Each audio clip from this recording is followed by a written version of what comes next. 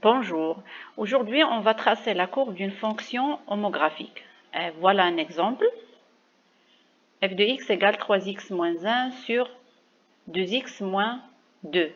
Donc ax sous la forme ax, la forme d'une fonction homographique, ax plus b sur cx plus d. Donc ici, a c'est 3, b c'est moins 1, c c'est 2 et d égale moins 2. Donc, premièrement, on cherche le domaine de définition. Donc, le domaine de définition, soit R privé de 1. Pourquoi? Parce qu'on a un dénominateur doit être différent de 0. Donc, je résous l'équation et je trouve x égale 1. Donc, x, l'ensemble R est privé de 1. X appartient à R, tel que 2x moins 2 doit être différent de 0. Donc, on passe à la courbe de notre fonction homographique. Puisque la fonction est homographique, donc la courbe est sous forme d'une hyperbole. Donc, maintenant, on cherche le centre de la courbe.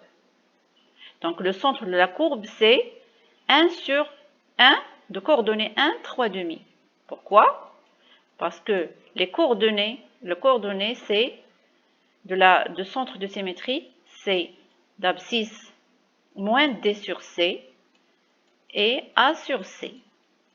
Donc, si je remplace par ces valeurs, donc je trouve moins d, c'est moins 2 sur c, c'est 2. Donc, moins 2, c'est 2 sur 2, c'est 1. Donc, je remplace ces valeurs-là, ces nombres-là, par les valeurs qui correspondent.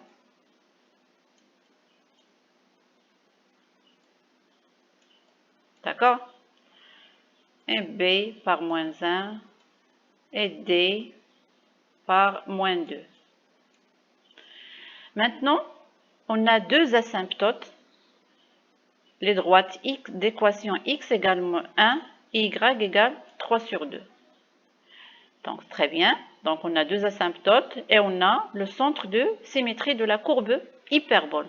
Maintenant, on passe à les points d'intersection de la courbe avec l'axe des ordonnées, avec l'axe au x et l'axe au y. Donc, premièrement, on cherche le point d'intersection de la courbe CF avec l'axe OY. Donc, pour chercher le point d'intersection, il faut résoudre f de 0 et chercher l'image de 0. Donc, je remplace f de 0, 3 fois 0, je remplace x, notre variable, par 0. Fois 0, moins 1 sur 2 fois 0, je cherche l'image de égale moins 1 sur moins 2 égale 1 sur 2.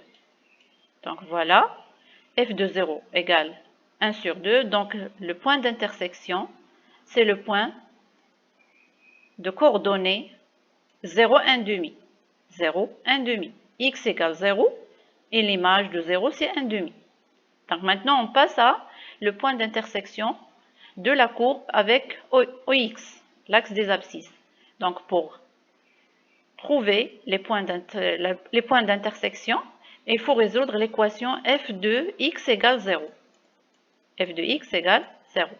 C'est pour cela, notre fonction 3x moins 1 sur 2x moins 2 égale 0. Ça veut dire 3x moins 1 égale 0. Ça veut dire x égale 1 sur 3. Donc, je résous l'équation tout simplement. Donc, le point d'intersection, c'est x égale 1 sur 3 et son image, c'est 0. Donc, on a un seul point d'intersection de CF avec l'axe des abscisses. Donc, on cherche maintenant la variation de la fonction. Donc, on cherche la variation de la fonction avec l'étude de signe de nombre AD moins BC.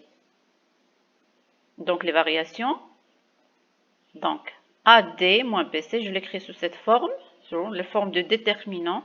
Donc, c'est quoi? C'est AD moins BC. On a vu ça dans le cours. Donc, AD moins BC, A c'est 3, B c'est moins 1, C c'est 2 et D moins 2. Voilà. Donc, A fois D, c'est 3 moins 2, c'est moins 6.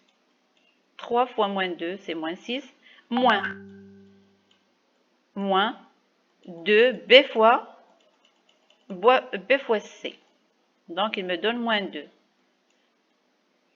Donc, moins 6 moins, c'est moins 6 plus 4. Donc, il me donne plus 2. Il me donne moins 4. Voilà, c'est moins 4. Et puisque moins 4 est inférieur à 0, donc la fonction est décroissante sur l'intervalle moins l'infini 1 et union 1 plus l'infini. Ça veut dire notre domaine de définition. Donc voilà, si la fonction est décroissante, ça veut dire que notre courbe se situe dans les deux zones 1 et 3, parce que la fonction est décroissante. Donc, elle se trouve dans ces zones-là. Ensuite, il faut tracer quoi? Il faut tracer les asymptotes. Les asymptotes, c'est quoi? C'est x égale 1, y égale 3 demi. 3 sur 2. Très bien. Donc, la fonction, voilà, je trace à la main levée, mais après, je trace correctement. Donc, quoi d'autre? Je trace les asymptotes d'équation x égale à 1, y égale 3 demi, et le point d'intersection, ces deux droites, c'est le centre de symétrie de l'hyperbole. Donc voilà, l'axe de l'asymptote, la première asymptote d'équation y égale 3 sur 2, celle-là, et la deuxième asymptote, c'est x égale 1, c'est l'autre. Voilà le repère, notre repère O, l'axe des abscisses, c'est OX, et l'axe des ordonnées, c'est OY. Donc, le point d'intersection des deux droites, des deux asymptotes, c'est le centre de symétrie, c'est de x égale 1 et y égale 3 sur 2. Voilà. Les points d'intersection, on a trouvé le point 1 tiers 0. 1 tiers 0, c'est le point d'intersection, voilà, le point d'intersection de CF avec OX. 1 sur 3, 0.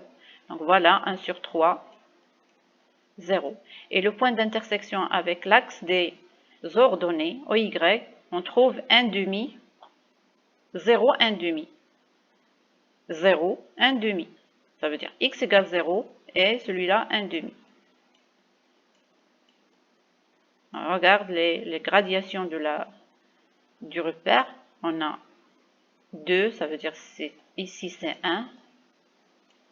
Donc ici c'est 3 demi, 1,5. C'est très bien. Donc, on trace notre courbe. Il passe par ces deux points-là, points d'intersection. Et on peut chercher des autres points. L'image de 1 par exemple. Je cherche l'image de 1. Je cherche l'image de quelques points. Et voilà, la courbe ne coupe jamais les asymptotes. Voilà.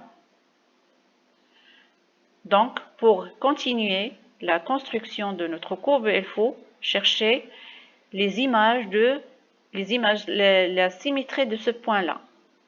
Ce point-là et l'autre. Par rapport au centre de symétrie. Ça veut dire, je continue des points alignés, la même distance, et je cherche le symétrie de ce point. Et la même chose pour ce point-là. Donc, elle passe par le point de symétrie. C'est 1, 0.